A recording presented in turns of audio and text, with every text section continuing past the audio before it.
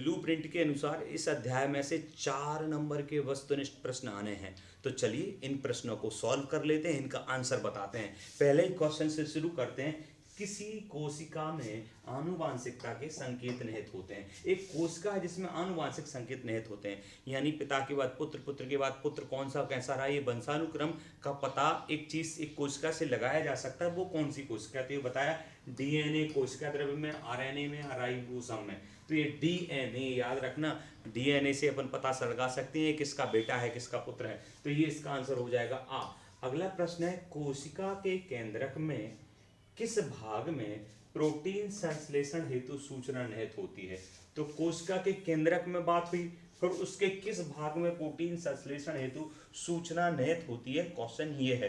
तो आंसर रहेगा माइक्रोकेंद्रिया, प्लास्टिड में, लाइसोसोम में, या फिर उपरोक्त में से कोई नहीं। तो इसका आंसर हो जाएगा उपरोक्त में से कोई नहीं। अगला देखते हैं, अमीबा तथा लेशमानिया में जनन किस विधि से होता है। तो ये दो चीजें हैं, अमीबा और लेशमानिया, इन दोनों में ही कौन सी विधि से जनन होता है ये पूछा है। तो इन दोनों में ही द्विखंडन, मुकुलन या बहुखंडन द्वारा। तो द्विखंडन से होता है, दो खंड हो जाना, द्विखंडन से होता है अमीबा और लेशमानिया में। अगला प्रश्न है, प्लाज्मोडियम में जनन होता है। तो प्लाज्मोडियम में जनन, पहला ऑप्शन दिया है इन्होंने द्विखंडन द्वारा, दूसरा ऑप्शन दिया हुआ है इन्होंने बहुखंडन द्वारा, स्पोर द्वारा या मुकुलन द्वारा। तो प्लाज्मोडियम में जनन होता है बहुखंडन द्वारा। ठीक है, क्वेश्चन नंबर 5 पे चलते हैं। 5 में दिया है, हाइड्रा एवं यीस्ट में प्रजनन किस विधि से होता है। तो हाइड्रा और यीस्ट में द्विखंडन, बहुखंडन या मुकुलन। तो हाइड्रा और यीस्ट में ध्यान रखना है मुकुलन द्वारा होता है। फिर से बता देता हूं मैं, इसमें अमीबा और लेशमानिया में द्विखंडन से होगा, और प्लाज्मोडियम में जो जनन, एक मिनट, क्वेश्चन नंबर हम लोग 4 पे पहुंचे। तो प्लाज्मोडियम में तो बहुखंडन से होगा, प्लाज्मो बहुखंडन, और इसके बाद हाइड्रा और ईस्ट में मुकुलन से होगा। ठीक है, हाइड्रा और ईस्ट में, इसका चार्ट बना के लिख लो तभी याद होंगे। पुनरुद्भवन की प्रक्रिया किन जीवों में पाई जाती है। तो पुनरुद्भवन, फिर से हाइड्रा और प्लेनेरिया में, स्पाइरोगाइस में, हाइड्रा में, प्लाज्मोडियम में। तो इसका आंसर आ ही, हाइड्रा में, प्लेनेरिया में पुनरुद्भवन, बार बार होने की क्रिया जीवों में पाई जाती है। तो हाइड्रा में पाई जाती है और प्लेनेरिया में। बीजाणु द्वारा प्रजनन किया जाता है। अब देखो बीजाणु जो है उसमें कैसे प्रजनन किया जाता है। तो बीजाणु में राइजोपस द्वारा किया जाता है, हाइड्रा द्वारा, प्लेनेरिया द्वारा। तो राइजोपस द्वारा बीजाणु प्रजनन किया जाता है। अगला है, निम्नलिखित में से आवृत्त जीवी पौधों के पुष्पों में मादा जनन अंग का भाग नहीं है। फिर से समझें, निम्न जो 4 ऑप्शन दिए हैं इनमें आवृत्त जीवी पौधे। ठीक है, आवृत्त जीवी जो पौधे हैं उसमें पुष्प के मादा जनन अंग का भाग नहीं है। जो पौधों के पुष्प जो है उसका मादा जनन अंग का भाग नहीं है। स्त्री केसर, वर्तिकाग्र, या फिर वर्तिका या पुंकेसर। तो ये तो सारे हैं, पर जो ये पुंकेसर है ये जनन अंग का भाग नहीं है, मादा जनन अंग का भाग नहीं है। कौन? पुंकेसर पुष्प के मादा जनन अंग का भाग नहीं है। उसमें स्त्री केसर होता है, वर्तिकाग्र होता है और वर्तिका होती है। अगला प्रश्न देखते हैं जो दिया है, निम्न में से कौन मानव में मादा जनन तंत्र का भाग नहीं है। देखो नर और मादा में पूछा है, तो निम्न में कौन मानव में मादा जनन तंत्र का भाग नहीं है। तो मानव में पूछा है और किसी में नहीं पूछा है। तो देखते हैं, अंडाशय, गर्भाशय, शुक्रवाहिका या डिंब वाहिका। ये एक्चुअली मानव नहीं होना चाहिए, ये नॉर्मली जंतु है।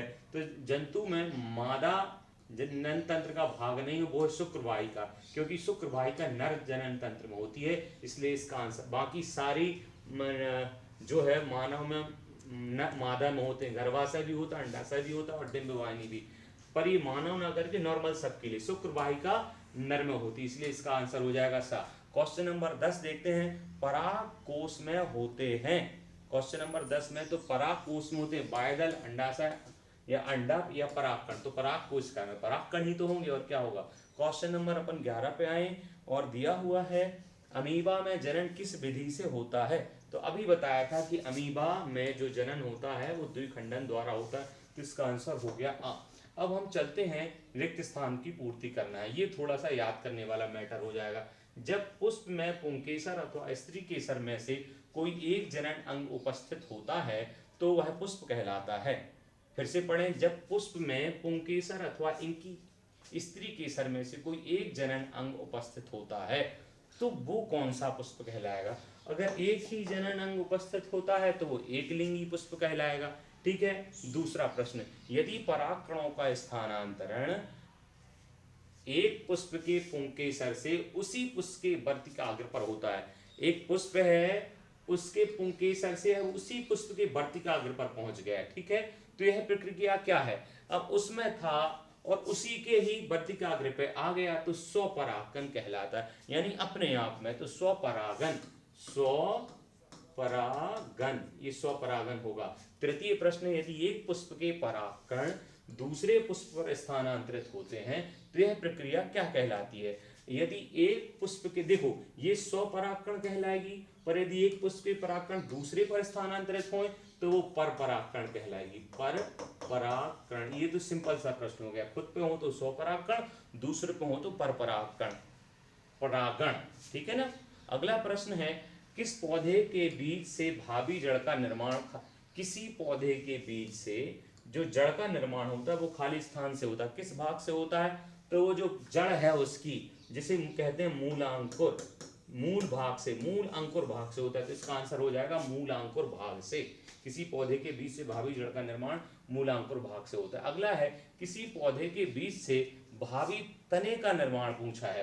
अब तने का निर्माण पूछा है तो जो अंकुर के बाद वाली कंडीशन है तो वो कहलाएगी प्रांकुर। फिर से देखें, भावी जड़ का निर्माण होगी मूलांकुर से और जो भावी तने का निर्माण है वो प्रांकुर से होगी।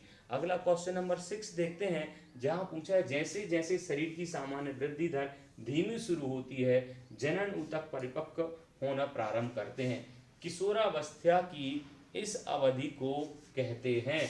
तो किशोरावस्था में जैसे जैसे डेवलपमेंट होता है तो इस अवस्था को कहते हैं यौवनारंभ, यौवनारंभ, यौवन का आरंभ हो रहा है, यानी जवानी का आरंभ हो रहा है। प्रश्न नंबर 7, मनुष्य के शरीर में शुक्राणु का निर्माण किस में होता है। निर्मल सी बात है, शुक्राणु का निर्माण खाली स्थान में होता है। तो पहली तो ये बात समझे कि शुक्राणु नर में होता है, मादा में नहीं होता है, तो ये है इसका आंसर वृषण। ठीक है। अगला प्रश्न, मनुष्य के शरीर में अंडाणु का निर्माण होता है। अब बात आई अंडाणु की, तो जब ये शुक्राणु विषण में होगा तो अंडाणु अंडाशय में होगा, तो इसका आंसर हो जाएगा अंडाशय, यानी अंडा, अंड का स्थान। फिर आगे प्रश्न पूछा क्वेश्चन नंबर 9 में, पुष्पों में शुक्राणु उत्पादन एवं यौवन अवस्था के लक्षणों का नियंत्रण खालिस्तान हार्मोन करता है। तो ये कौन सा हार्मोन है जो पुरुषों में शुक्राणु उत्पादन एवं यौवन अवस्था के लक्षणों का नियंत्रण करता है। बहुत महत्वपूर्ण प्रश्न है, टेस्टोस्टेरोन। ये क्या कहलाता है, टेस्टोस्टेरोन, टेस्टोस्टेरोन, ये ध्यान रखना है, जो नियंत्रण करेगा शुक्राणु उत्पादन एवं अवस्था का वो टेस्टोस्टेरोन कहलाएगा। अगला है खालिस्तान, भ्रूण को मां के रुधिर से पोषण खालिस्तान नामक संरचना से प्राप्त होता है। जो भ्रूण है गर्भ के अंदर, उसके रुधिर से पोषण जो है, मां के भ्रूण को मां के रुधिर से पोषण, मां के खून से जो पोषण मिलता है खालिस्तान नामक संरचना से प्राप्त होता है। तो वो कौन सी संरचना है ये पूछा है, तो प्लेसेंटा, जो मां के अंदर गर्भ है, भ्रूण है, तो उसका पोषण रुधिर से होता है। रुधिर की संरचना पोषण की क्या कहलाएगी, प्लासेंटा। अगला प्रश्न है, जोड़ी यहाँ आपको मिलानी है, तो आपकी जोड़ी भ्रूण पोषण, पहली आगे अब भी पढ़ा था हमने कि भ्रूण पोषण की संरचना प्लासेंटा। अब देखो कहीं प्लासेंटा दिख रहा है क्या, यहाँ पर देखो ये है H नंबर पर, तो इसकी जोड़ी सीधा मिला दीजिए आप प्लासेंटा से। अगले शुक्राणु उत्पादन, अभी हमने पढ़ा था कि शुक्राणु जो नर में होता है वो वृषण कोष में होता है, तो इसका ये हो जाएगा। गर्भधारण रोकने हेतु, गर्भधारण रोकने हेतु क्या ऑप्शन है, कॉपर टी हाइट, तो कॉपर टी ही इसका ऑप्शन बिल्कुल सही है, कॉपर टी गर्भधारण रोकने हेतु एक उपाय है। क्वेश्चन नंबर हम 4 देखते हैं, पर परागकण जो होते हैं वो कहाँ से हुए, तो वो पर परागकण जो फूल की बात आ रही है, पुष्प की बात आ रही है, और यहाँ पर कहीं आपको वायुखंडन परागकण विसरण को कीट द्वारा, ये तो पर परागकण का ऑप्शन हो जाएगा कीट द्वारा। अब क्वेश्चन नंबर 5 है, प्लाज्मोडियम कि अब भी हमने पढ़ा था वस्तुनिष्ठ में कि बहुखंडन से संबंधित है। प्लाज्मोडियम किससे है, बहुखंडन, बहुखंडन ये है ऑप्शन। जैसे अमीबा का लिए था द्विखंडन, तो प्लाज्मोडियम के लिए बहुखंडन याद रखना। फिर मुकुलन, एक ही ऑप्शन भी है। कायिक प्रवर्धन, 6वां नंबर है कायिक प्रवर्धन, तो ये वायु फिल्म कहलाता है। कायिक प्रवर्धन तो इससे हो जाएगी। मुकुलन, ये द्विखंडन बहुखंडन, अब एक है मुकुलन, तो मुकुलन के लिए क्या था, हाइड्रा और ईस्ट, तो ये हाइड्रा की जोड़ी इससे बन जाएगी। ठीक है। नर हार्मोन, नर हार्मोन की जोड़ी अपन किससे बनाएंगे, तो नर हार्मोन को जो नियंत्रण करे वो क्या होता है, टेस्टोस्टेरोन, अभी हमने पढ़ा था, फिर से आ गया। अब देखते हैं मादा हार्मोन, क्वेश्चन नंबर 9 में, तो जैसे मादा हार्मोन के लिए एक और ऑप्शन बचा, तो इसकी जोड़ी बना दीजिए एस्ट्रोजन। इस प्रकार से हमने सही जोड़ियां देखी। अब बात करेंगे अपन सत्य असत्य लिखना है जहां आपको, तो पहला सत्य असत्य पढ़ते हैं भाई। क्या लिखा हुआ है कि लेसमेनिया में द्विखंडन की प्रक्रिया पाई जाती है, ये सही है कि गलत है, तो बिल्कुल सही है। लेसमेनिया में, अब भी पढ़ा था हमने कि लेसमेनिया में और अमीबा में द्विखंडन की पाई जाती थी, ये बिल्कुल सही हो गया। अगला प्रश्न, प्लाज्मोडियम में बहुखंडन की प्रक्रिया पाई जाती है, ये भी पढ़ा था हमने, और ईस्ट में बहुखंडन की होती है, सॉरी प्लाज्मोडियम में बहुखंडन की प्रक्रिया होती है। मुकुलन की किसमें होती है, जरूर कमेंट बॉक्स में आप बताएं। प्लानेरिया में पुनरुद्भवन की प्रक्रिया नहीं पाई जाती है, नहीं पाई जाती है, इसलिए गलत हो गया, नहीं जोड़ दिया ना इसलिए गलत हो गया, बाकी ये नहीं तो सही होता। तो प्लानेरिया में पुनरुद्भवन की पाई जाती है, प्ला से प्ला, पुनरुद्भवन प्लाई, पी याद रखना। राइजोपस में जनन संरचनाएं बीजाणु होती हैं, जनन संरचनाएं बीजाणु होती हैं, तो ये सही है। अगला प्रश्न देखते हैं, जहां पर बात अपन कर रहे हैं टेस्टोस्टेरोन महिलाओं में यौवनारंभ की अवस्था के लक्षण को नियंत्रित करता है, तो ये नियंत्रित किसको करता है, जो नर और में यौवनारंभ के हार्मोन से या जो भावना है उनको करता है, लक्षणों को नहीं करता है नियंत्रित, इसलिए ये गलत हो गया, लक्षणों को नियंत्रित नहीं करता है।